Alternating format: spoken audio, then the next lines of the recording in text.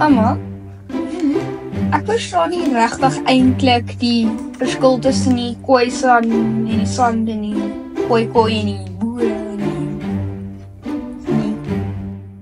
Kyk, seun, is eintlik maklik.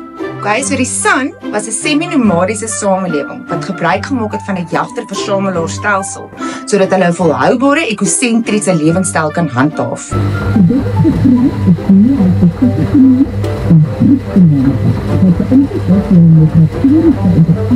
Die televisiese landskap.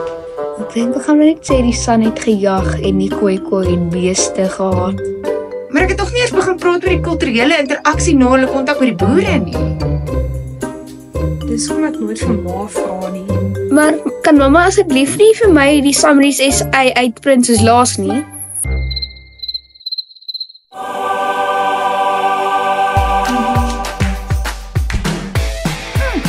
Is actually regtig goed opgesom. Dat ek elke keer wil gebruik. Summaries SA. Vir wanneer 'n ma probeer klink soos 'n universiteitslektor, maar eintlik net homself verstaan.